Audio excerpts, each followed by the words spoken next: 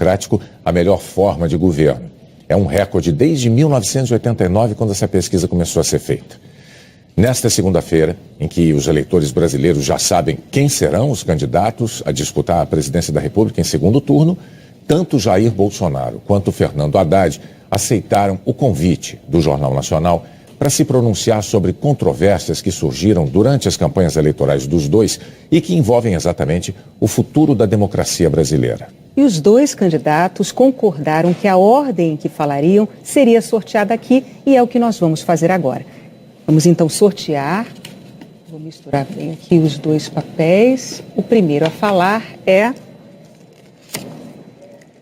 Fernando Haddad. E o segundo que vai falar, está aqui, o segundo papel, Jair Bolsonaro.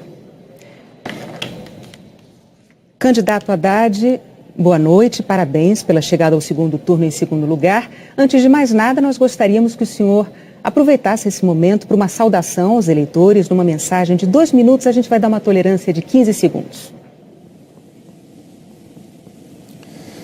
Bom, Renata, Bonner, é uma grande satisfação estar com vocês nessa noite. Telespectador, cidadão, cidadã brasileiros, a grande satisfação estar no segundo turno com seu apoio. É uma honra poder participar de um segundo turno de uma eleição presidencial, situação em que nós vamos poder confrontar apenas 2 projetos. Vai ficar muito mais claro para você a natureza de cada um dos projetos. Nós, do lado da social-democracia, do estado de bem-estar social, que garante o direito do cidadão, que garante o direito do trabalhador, que cumpre a Constituição de 1988, que ampliou as possibilidades e as oportunidades. Um projeto que visa gerar empregos e oportunidades educacionais.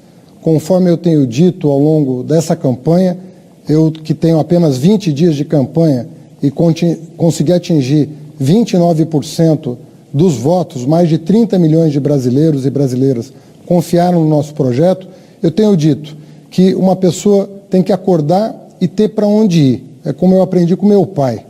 E isso exige do poder público oportunidades de emprego e de educação. É carteira de trabalho assinada numa mão e um livro na outra. Espírito desarmado em virtude do desejo de promover desenvolvimento com inclusão social. Nós não podemos pensar em outra natureza de desenvolvimento. Desenvolvimento para poucos não é desenvolvimento. A economia pode até crescer, mas ela não vai se estabelecer. O verdadeiro crescimento que nos interessa é aquele que é compartilhado com todos os brasileiros, sobretudo com os mais vulneráveis. É esse projeto de Brasil que nós queremos defender nesse segundo turno e o faremos com muita responsabilidade e com muito respeito a você, eleitor, eleitora. Candidato, o seu programa de governo prevê a convocação de uma Assembleia Constituinte para mudar a Constituição brasileira, a chamada Constituição Cidadã, que é o que garante a nossa democracia e que acabou de completar apenas 30 anos. Juristas dizem que a nossa Constituição, ela não permite a convocação de uma Constituinte, não há previsão para isso. Só há previsão de reforma por uma emenda constitucional e que precisa da aprovação de 3/5 dos deputados e dos senadores. E essas emendas, elas não podem mudar cláusulas pétreas. Essas não podem ser alteradas de jeito nenhum. Um outro ponto é que 10 dias atrás, o ex-presidente do PT, José Dirceu, disse ao jornal espanhol El País que não acreditava numa vitória eleitoral de Jair Bolsonaro e declarou o seguinte, abre aspas, dentro do país é uma questão de tempo para a gente tomar o poder. Aí nós vamos tomar o poder, o que é diferente de ganhar uma eleição. Fecha aspas. O que o senhor diria aos seus críticos que se preocupam com a democracia brasileira no caso do senhor se eleger presidente? Bom, em primeiro lugar, sobre a primeira pergunta, nós revimos o nosso posicionamento. Nós vamos fazer as reformas devidas por emenda constitucional. Quais delas? Em primeiro lugar, a reforma tributária. No Brasil, quem sustenta o Estado é o pobre, infelizmente. Quem paga mais imposto proporcionalmente à sua renda é o pobre. E os muito ricos não pagam absolutamente nada, pagam uma proporção muito pequena da sua renda. Essa reforma tributária será feita por emenda constitucional, que prevê, inclusive, a isenção de imposto de renda para quem ganha até 5 salários mínimos, uma proposta defendida por nós desde janeiro de 2018 e que contempla o nosso plano de governo. Segunda reforma importante é a reforma bancária. Não é possível continuar convivendo com essa concentração de bancos, com as taxas de juros que eles cobram do empresário que quer produzir e do consumidor que quer comprar no crediário. Se nós fizermos com que o juro baixe, o lucro do empresário sendo maior que o juro, as pessoas vão voltar a investir e vão voltar a contratar. E se nós diminuirmos os impostos da classe média e dos mais pobres, eles voltarão ao mercado de consumo e exigirão dos empresários que contratem força de trabalho para produzir mais. Essas duas medidas são essenciais para a retomada do crescimento e vão ter que ser feitas por emenda constitucional. A terceira emenda constitucional importante é o fim do congelamento de gastos que afetou drasticamente o investimento. Sobre a segunda pergunta, o ex-ministro não participa da minha campanha, não participará do meu governo e eu discordo da formulação dessa frase. Para mim, a democracia está sempre em primeiro lugar. Candidato, o senhor tem mais 30 segundos para se despedir. Eu queria agradecer, Renata Bonner, a oportunidade de reiniciar esse segundo turno na presença de vocês, podendo conversar com o eleitor, com a eleitora, e pedindo a todos que acompanhem essas 3 semanas. O futuro do país está em jogo, o futuro da democracia está em jogo, o futuro dos seus direitos sociais e trabalhistas está em jogo. E nós queremos, respeitosamente, pedir a sua compreensão, o seu apoio, a sua atenção, para que você vote conscientemente. Muito obrigado. Obrigado ao candidato Haddad. Agora, então, é a vez do candidato Jair Bolsonaro pelo nosso sorteio. Candidato Bolsonaro, boa noite. Parabéns pela chegada ao segundo turno em primeiro lugar. O senhor, por favor, também pode começar com a sua mensagem de 2 minutos para os eleitores e, claro, os mesmos 15 segundos de tolerância, por favor. Boa noite, Bonner. Boa noite, Renata. Boa noite, brasileiros. Primeiro, meu muito obrigado aos quase 50 milhões de pessoas que acreditaram em mim no último domingo. O nosso compromisso, a nossa plataforma, a nossa bandeira baseia-se em João 8,32. E conhecereis a verdade e a verdade vos libertará. Meu muito obrigado às lideranças evangélicas, ao homem do campo, quer seja do agronegócio, quer seja da agricultura familiar. Obrigado, caminhoneiros. Obrigado, policiais civis e militares, integrantes das Forças Armadas. Obrigado, família brasileira, que tanto clama para que os seus valores sejam respeitados. E mais ainda, que a inocência da criança em sala de aula esteja acima de tudo. Então, meu muito obrigado, em especial à região Nordeste, que apesar de eu ter perdido lá, nunca alguém que fez oposição do PT teve uma votação tão expressiva como eu tive. Obviamente, não tive mais por fake news, mentiras. Nós não pretendemos acabar com o Bolsa Família. Muito pelo contrário, devemos combater as fraudes para que aqueles que realmente precisam possam ter um dinheiro um pouco maior. Homens e mulheres do Bolsa Família, fiquem tranquilos.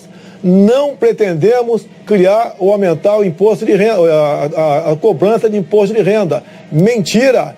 A proposta do nosso economista Paulo Guedes é que quem ganha até 5 mínimos não descontará imposto de renda. E acima disso, uma tabela de 20% para todos. Não pretendemos recriar a CPMF. Eu fui um dos que votou contra a CPMF no passado. Queremos um Brasil aberto ao negócio com o mundo todo, fazer parceria com o mundo todo, jogar pesado na questão da insegurança pública, fazer com que as mulheres se sintam protegidas no Brasil. Dessa forma é que nós pretendemos governar o país e dessa forma pretendemos construir o futuro da nossa pátria maravilhosa.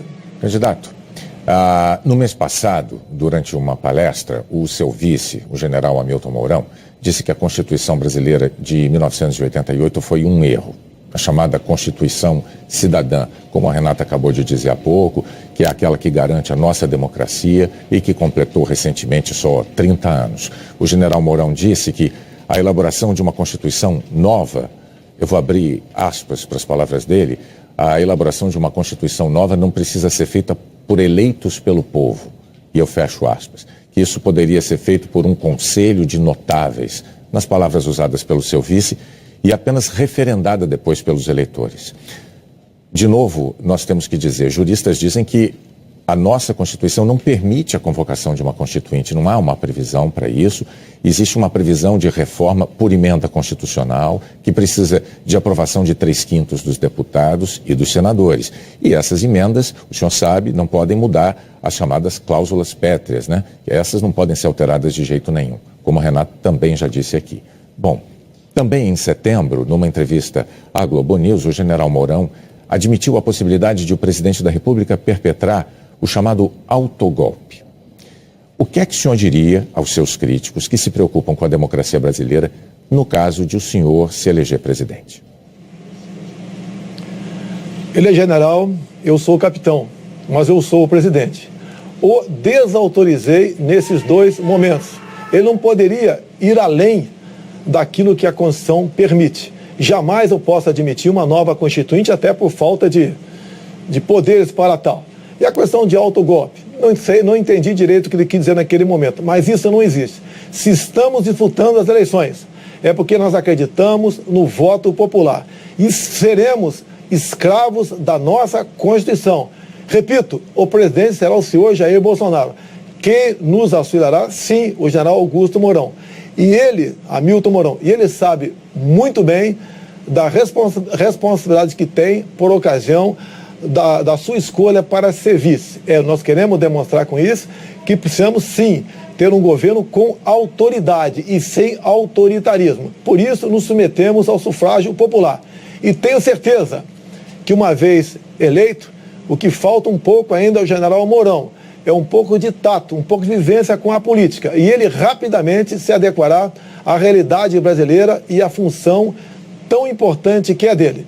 Já Augusto Mourão, agradeço a sua participação, mas nesses 2 momentos ele foi infeliz. Deu uma canelada. Mas repito, o presidente jamais autorizaria qualquer coisa nesse sentido. Candidato, o senhor ainda teria 30 segundos para complementar a sua resposta. O senhor abre mão deles? Eu posso complementar. Quando você fala em Constituição, uma Constituinte, não podemos admitir isso, até porque não teríamos autoridade para tal. Vamos manter e sermos escravos da nossa Constituição. Algumas propostas pontuais, sim, poderiam propor, como, por exemplo, a redução da nossa moralidade penal que o povo quer e deseja. Candidato, então agora o senhor tem mais 30 segundos para se despedir dos eleitores. Vamos pacificar e unir o povo brasileiro, sob a bandeira verde e amarela, sob o nosso hino nacional, juntando todos que foi dividido no passado pela esquerda. Dessa forma, podemos mais que sonhar, temos a certeza que faremos um Brasil diferente do que foi feito até o momento. Não aceitaremos o toma lá da cá e nem imposição partidária para escolher o nosso time de ministros. Será um time, aí sim, de notáveis, competentes e com autoridade para buscar o que é melhor para o Brasil e não para agremiações político-partidárias. Candidato Jair Bolsonaro, muito obrigado também ao senhor pela participação no Jornal Nacional. A seguir, os estados que já elegeram governadores no primeiro turno. E os que só vão conhecer seus governantes no dia 28, no segundo turno.